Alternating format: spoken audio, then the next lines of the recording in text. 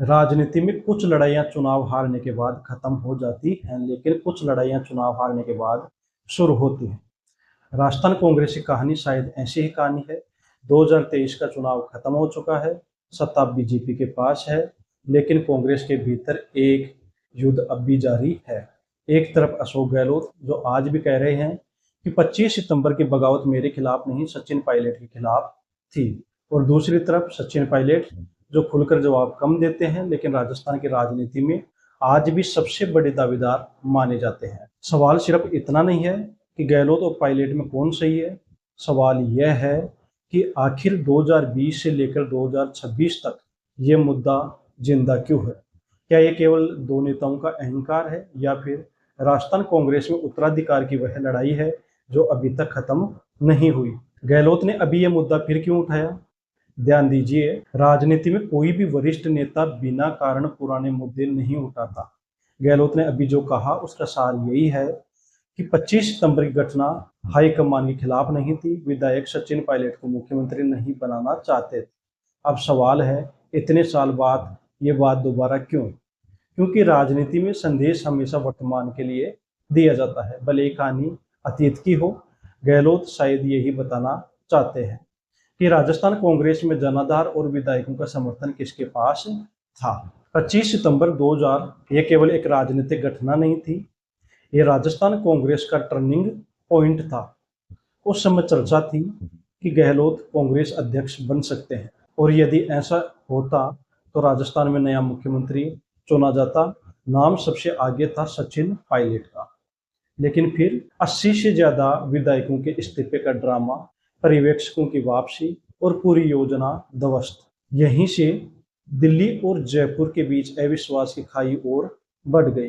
राजस्थान की राजनीति में अशोक गहलोत को यूं ही जादूगर नहीं कहा जाता। वे केवल चुनावी नेता नहीं है, वे संगठन के खिलाड़ी हैं। उनकी सबसे बड़ी ताकत क्या है? विधायक, संगठन और सत्ता की बारीक समझ। यही कारण है कि 3 बार मुख्यमंत्री बने और हर संकट से निकल गए। अब कहानी का दूसरा पक्ष भी सुनिए। सचिन पायलट समर्थक कहते हैं कि अगर 2013 से 2018 तक कांग्रेस को किसी ने खड़ा किया तो वह पायलट थे। उन्होंने संगठन बनाया, कार्यकर्ताओं को जोड़ा, बीजेपी के खिलाफ माहौल बनाया, लेकिन जब सत्ता आई तो मुख्यमंत्री कोई और बन गया। यहीं से पायलट समर्थकों के मन में यह भावना बनी कि मेहनत किसी और की और सत्ता किसी और की। असली लड़ाई मुख्यमंत्री पद की नहीं है। यही अधिकांश लोग गलती करते हैं।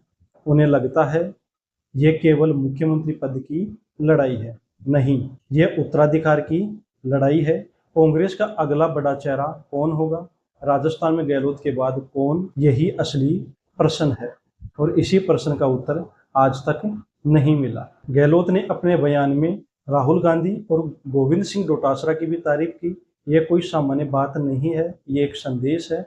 संदेश यह है कि वे आज भी खुद को कांग्रेस नेतृत्व का हिस्सा मानते हैं, बाहर नहीं। यानी वे लड़ाई लड़ रहे हैं, लेकिन पार्टी छोड़ने की स्थिति में नहीं है। क्या कांग्रेस फिर वही गलती दोहरा रही है? इतिहास देखिए, कांग्रेस की सबसे बड़ी समस्या कई राज्यों में बीजेपी नहीं रही, समस्या रही है स्थानीय गुटबाजी।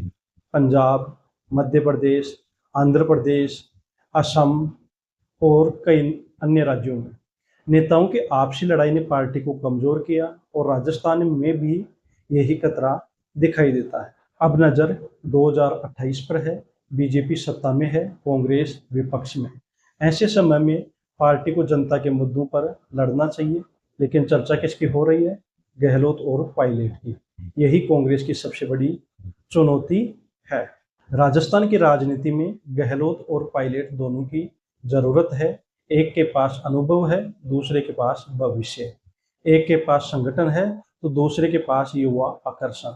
लेकिन अगर दोनों साथ नहीं आए तो फायदा किसे होगा? बीजेपी को। और शायद यही कारण है कि गहलोत की और पायलट की हर बयानबाजी दिल्ली तक सुर्खियों में आ जाती है। अटल बिहारी वाजपेयी ने एक बार कहा था, राजनीति में मतभेद होने चाहिए, मनभेद नहीं।